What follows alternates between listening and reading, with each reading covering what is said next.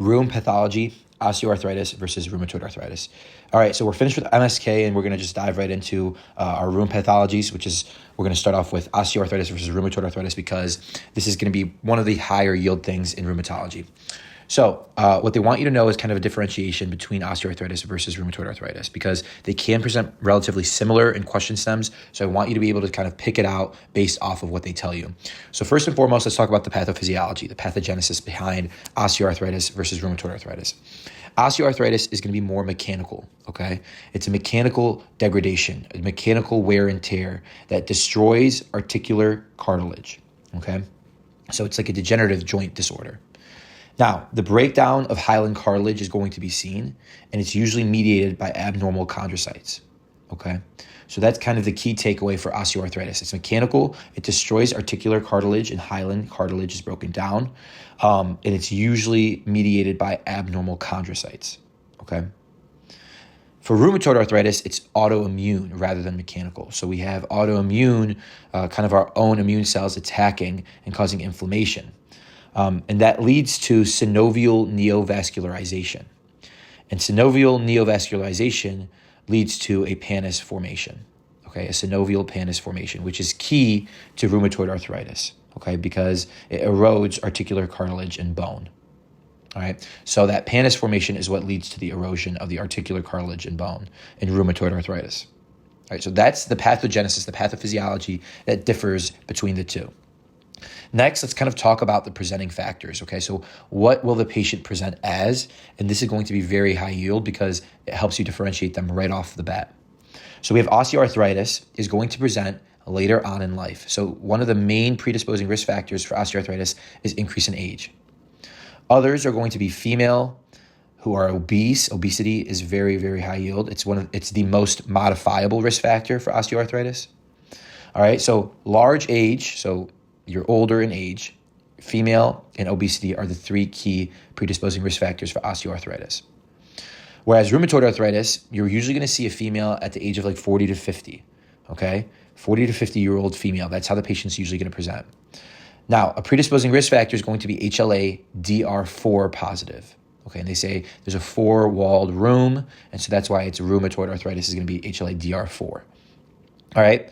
Now, other antibodies that are very high yield for you to know. You have rheumatoid factor positivity, which is IgM antibody that targets IgG-Fc region. They want you to know that's what rheumatoid factor is. And it's in 80% of patients.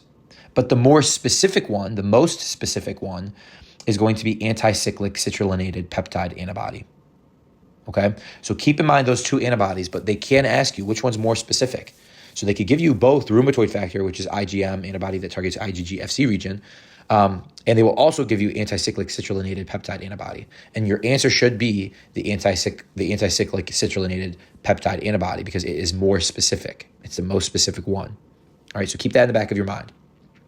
So now we have kind of two separators. Rheumatoid is going to be 40 to 50-year-old female, whereas osteoarthritis is usually going to be like anyone that's above the age of 65 or 70 even, who is female, or someone who has obesity, right? Because it's mechanical degradation. So the longer you live, you have more mechanical degradation, or the fatter you are with obesity, the more you have mechanical degradation on your bones and on your joints. All right, so that's the difference. Now, the presentation of osteoarthritis. With the patient, you're usually going to see that there's going to be pain in weight-bearing joints after you use them, okay? So at the end of the day, you are going to see pain for patients that have osteoarthritis, okay? Now, it improves with rest, and it's usually going to be an asymmetric joint involvement. These are all very high yield for you to know, all right? Now, there's no systemic symptoms involved with patients that have osteoarthritis. So let's take a step back. Patients that present at the end of the day with severe joint pain, that improves with rest, and they have asymmetric joint involvement, so their right knee hurts more than their left knee. This is going to be a classic presentation of osteoarthritis, okay? Because it's going to be painful after you use them, right? Because it's about mechanical degradation, all right? Another thing that you should take into note is that if you have stiffness will normally last less than 30 minutes, okay? So you'll have less than 30 minutes of morning stiffness with osteoarthritis. Because remember, majority of that stiffness will come after usage. So if you have less than 30 minutes of morning stiffness, that is also a sign of osteoarthritis. Now, on the other hand, for rheumatoid arthritis, the pain and swelling will usually be in the morning. You will have morning stiffness, but this morning stiffness will last greater than an hour. Okay, and that's key to rheumatoid arthritis compared to osteoarthritis. All right, and it usually improves with usage rather than osteoarthritis, which improves with resting.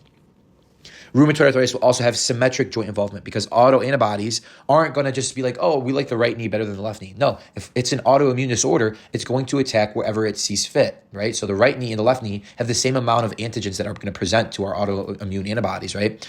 So it's going to have symmetric joint involvement. Now, the patients can also have systemic symptoms like fever, fatigue, weight loss, things like that, okay? And they also have key extra-articular manifestations that are common, okay?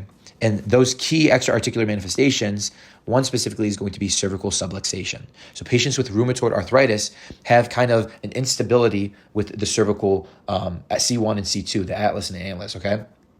So with the C1 and C2 instability, you can see cervical subluxation, which is just kind of the spinning of C1 onto C2, all right? And that could lead to some type of very severe pathology. Like you can essentially cause quadriplegia. You can cause the patient to be completely paralyzed if you go and you intubate someone who has rheumatoid arthritis that has cervical subluxation, okay? Although lower yield, that's just an extra articular manifestation that you should know, cervical subluxation.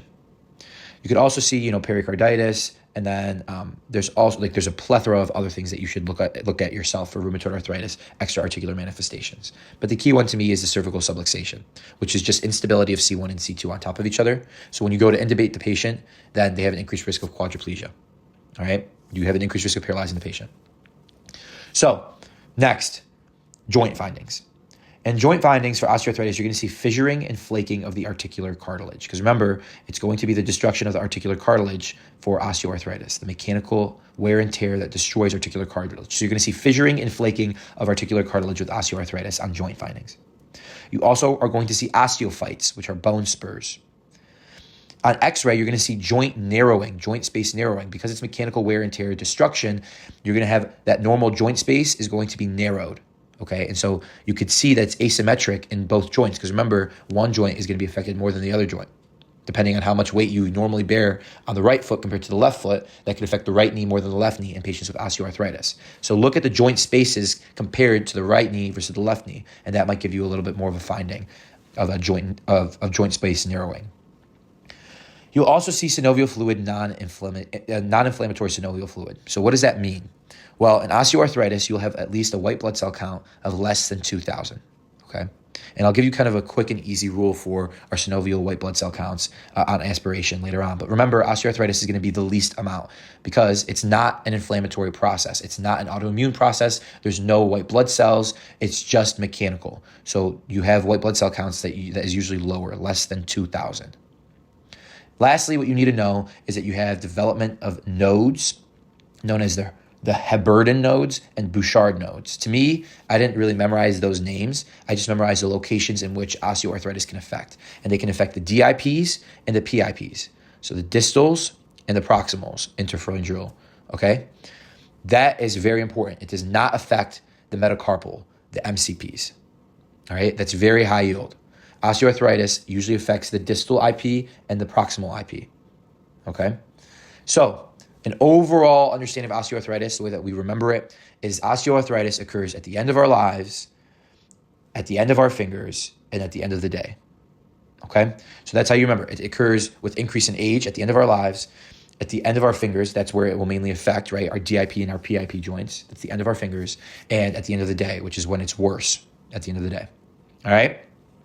Now, for rheumatoid arthritis joint findings, what you're going to see is, once again, that pannus formation is very high yield. And you will see ulnar finger deviation with swan neck deformity. And you will see it involve the MCPs, so the metacarpal pharyngeal, and the PIPs. So it will not involve the distal IPs, and that's very high yield. Another finding is the synovial fluid will be 2,000 to 50,000. So it's higher than osteoarthritis because this is an autoimmune inflammatory process, okay? Now, for treatment of osteoarthritis, you're going to do activity modification. Give them like NSAIDs, acetaminophen, something like that. Something to just take the edge off, like Tylenol or NSAIDs. For rheumatoid, you could give them NSAIDs, but prednisone is going to help them a lot. So glucocorticoids, because remember, this is an autoimmune process, so prednisone will help, and it will give them immediate relief of their symptoms. So keep that in mind, that prednisone can be helpful for immediate relief of their symptoms. Lastly, you could give them sulfasalazine or TNF-alpha inhibitors for rheumatoid arthritis as well. Okay, overall, takeaway points. Osteoarthritis, you have mechanical wear and tear degradation that destroys articular cartilage or hyaline cartilage, okay, same thing. That will be usually mediated by chondrocytes, abnormal chondrocytes. The risk factors for osteoarthritis are going to be increase in age, female sex, and obesity. For presentation, the pain is going to be worse with weight bearing and usually in the weight bearing joints, and it's increased after usage at the end of the day. It improves with rest, and you're going to see an asymmetric joint involvement. There's going to be no stiffness in the morning, but if you do see less than 30 minutes of morning stiffness, that is still okay for osteoarthritis. Okay, but usually there's no morning stiffness. But if there is morning stiffness that lasts less than 30 minutes, it still can be osteoarthritis. On joint findings, you're going to see fissuring and flaking of the articular cartilage. With osteophytes, joint space narrowing, that's asymmetric. And you'll see synovial fluid that's non-inflammatory, with a white blood cell count usually less than 2,000 in the fluid. Lastly, what you want to know about osteoarthritis is that it affects the distal portions of your joints, of your fingers, the DIPs and the PIPs, not the MCPs, not the metacarpal, okay? Very important. Now, compare it to rheumatoid arthritis. Rheumatoid arthritis is autoimmune disorder. It causes inflammation, which induces synovial neovascularization, which causes a pannus to form, pannus formation, okay? And that's going to erode articular cartilage and bone. It's going to present in a 40 to 50-year-old female, so different presenting patient population. It's going to have an association with HLA-DR4 positivity, and the rheumatoid factor positivity is going to be IgM antibody that targets IgG and FC region. The most specific antibody that you should know for rheumatoid arthritis is not only the rheumatoid factor, but also anti-cyclic citrullonated peptide antibody. That's the more specific one compared to rheumatoid factor. And remember, rheumatoid factor is just the same thing as IgM antibody that targets IgG FC region. That's the same thing. So if they say rheumatoid factor, they're talking about that IgM antibody that targets the IgG. The more specific one is the anti-cyclic citrullonated peptide antibody. Remember, they're very important. This is very high yield, the antibodies. The patient's going to present with pain, swelling, and morning stiffness that usually lasts more than an hour, and it improves with usage. You're going to have symmetric joint involvement, and there could be systemic symptoms with extra articular manifestations, specifically the cervical subluxation. So be careful in intubating patients with rheumatoid arthritis. Next, on joint findings, you're usually going to see ulnar finger deviation. Okay, so the fingers are going to deviate towards that ulnar side, and it's going to involve the more proximal joints, MCPs and the PIPs. It does not involve the distal PIPs, the DIPs. Synovial fluid will be anywhere from 2,000 to 50,000. That's another differentiator between osteoarthritis, which is less than 2,000. And the key takeaway is that you can prescribe prednisone for rheumatoid arthritis who have like a rheumatoid flare, and so that can give them immediate relief of their symptoms. Now, you could also give TNF-alpha inhibitors because TNF-alpha and IL-1 are the mediators of rheumatoid arthritis. So TNF-alpha inhibitors can be helpful for treating rheumatoid. Make sure to take a look at the photos and see, how each of the joints are involved, what you can see on x-ray, what you can see on actual physical exam findings. That's very high yield for osteoarthritis versus rheumatoid arthritis. All right. This, I cannot explain enough, is very high yield for any exam.